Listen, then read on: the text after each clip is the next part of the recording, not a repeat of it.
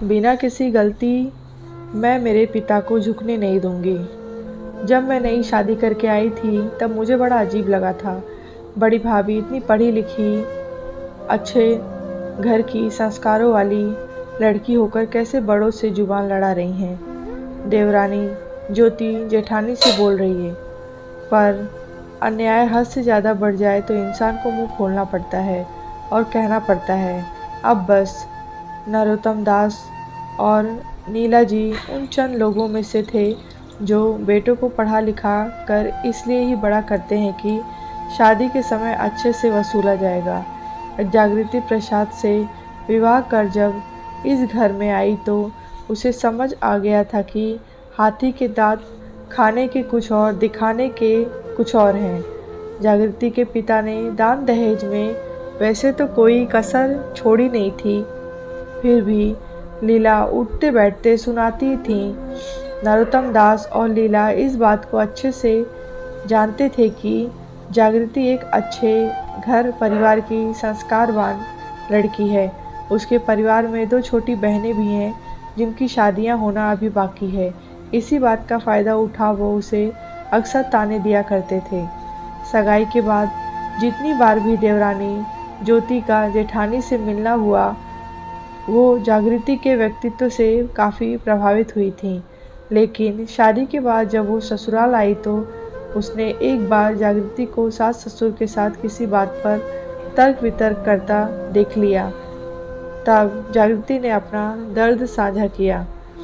ज्योति, मैं जब से शादी कराई मैंने सास ससुर को माता पिता, देवर को भाई माना, लेकिन इन लोगों ने कभी मुझे अपना माना ही नहीं। हर बात में टोकना, मायके से आई हर चीज़ में मीन मेम निकालना, मैंने सब बर्दाश्त किया। एक वक्त के बाद तो आदत पड़ गई, मुझे फ़र्क ही नहीं पड़ता कौन क्या बोल रहा है। मैं कोई इकलौती बेटी नहीं हूँ जो माता पिता सब बेच मुझे दे देंगे। मेरा अपमान सहना मेरी मजबूरी बन चुका, क्योंकि मेरे मुंह खोलने का सीधा असर मेरी बहनों के भविष्य पर पड़ता सकता था। जागृति की आवाज़ भरी और आंखें नम हो गई। लेकिन उस दिन तो बस हद हो गई।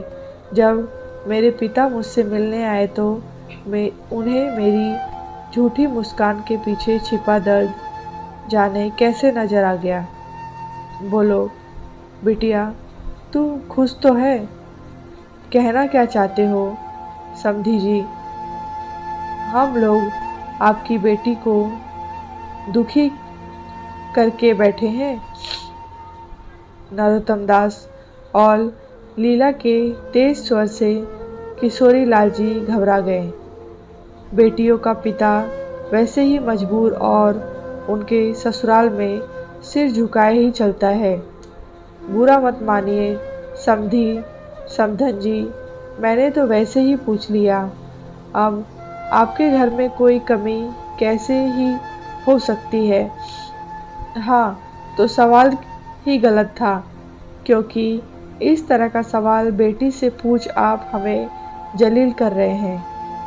नहीं नहीं, आप बात को गलत दिशा में ले जा रहे हैं। मेरा तो मतलब बिल्कुल नहीं था। आपको बुरा लगा तो मैं माफ़ी मांग लेता हूँ। अपने पिता को बिना किसी गलती के सास ससुर के आगे अपमानित होता देख जागृति के सब्र का बांध टूट गया।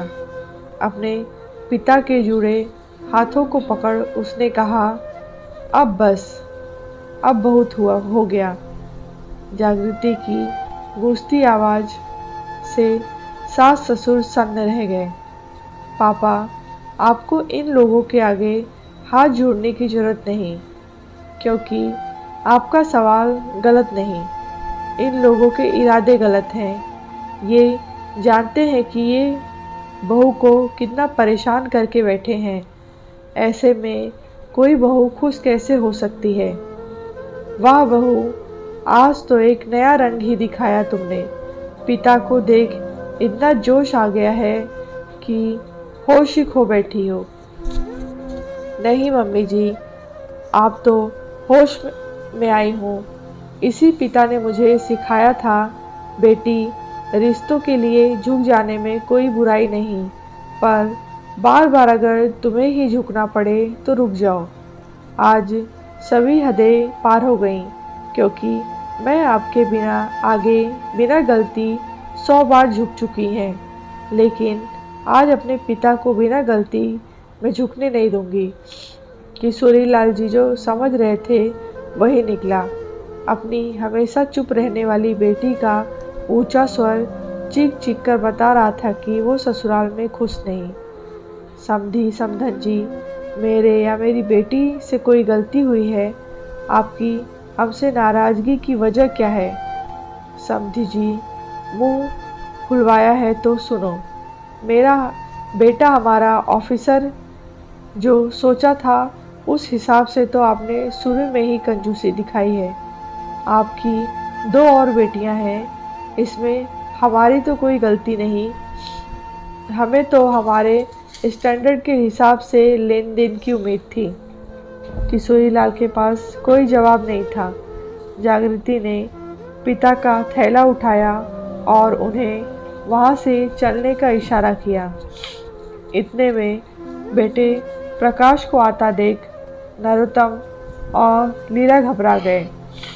उन्होंने तुरंत रंग बदला। अरे समधी जी, रुकिए, दामाद से मिलते जाइए। प्रकाश ने ससुर के पैर छुए। जागृति के चेहरे के हाव भाव से उसे अंदाजा हो गया था कि कुछ गलत हुआ है। जागृति पिता के साथ आगे बढ़ते बढ़ते दरवाज़ा लांघ गई। प्रकाश ने रास्ता रोक कर कहा, कहाँ जा रही हो? कोई कुछ बताएगा? हुआ क्या? अब बस हो गया। क्या मतलब? तुम मम्मी पापा का नेचर जानती हो, फिर आज ऐसा क्या हुआ जो घर छोड़ने की नौबत आ गई?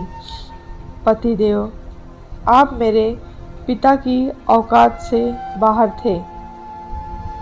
आपका प्राइस अफोर्डेबल नहीं था, फिर भी रिश्ता हो गया। अब मेरे पिता आपके परिवार के स्टैंडर्ड के हिसाब से लेन देन नहीं कर पा रहे, सो आपके माता पिता को उनके अपमान का लाइसेंस मिल गया है, जो एक बेटी के बर्दाश्त से बाहर है। प्रकाश ने जागृति का रास्ता छोड़ दिया। वो पिता के साथ आगे बढ़ती रही। पीछे प्रकाश की आंखें शर्मिंदगी से झुकी रहीं। नरोत्तम और लीला बाहर आए। कैसे पति हो? एक थप्पड़ लगा पत्नी का दिमाग ठिकाने ले आते तो बकवास कर जा रही है और तुमने उसे रोका भी नहीं। जाओ, तलाक की धमकी दे वापस ले आओ।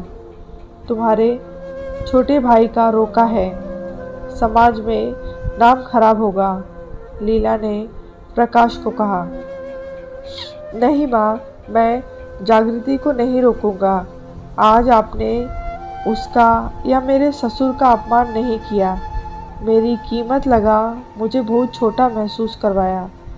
माँ, क्या ज़्यादा दहेज लेकर आने वाली लड़की इस घर में टिक पाती?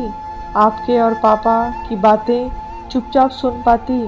शायद वो मुझे आपसे अलग कर अपने साथ ले जाने की कोशिश करती। इतना दुखी होने के बाद भी जागृति ने कभी मुझे अपने माता पिता से अलग करने की कोशिश नहीं की। क्या उसकी ये अच्छाइयाँ आपको दिखाई नहीं दी? प्रकाश की बातों का माता पिता के पास कोई जवाब नहीं था। पति पत्नी को समझ आ गया था, आज वो नहीं झुके तो एक बेटे का घर टूटेगा तो दूसरे का रिश्ता। बस यहीं से मेरे दुखों का अंत हुआ। मम्मी ने मुझे गली के नुक्कड़ पर रोक माफ़ी मांगी। मुझे और मेरे पिता को सम्मान से घर लेकर आई। जागृति की आंखों में पिता का खोया सम्मान मिलने की चमक थी। यह कहानी आपको अच्छी लगी हो तो लाइक करें, शेयर करें।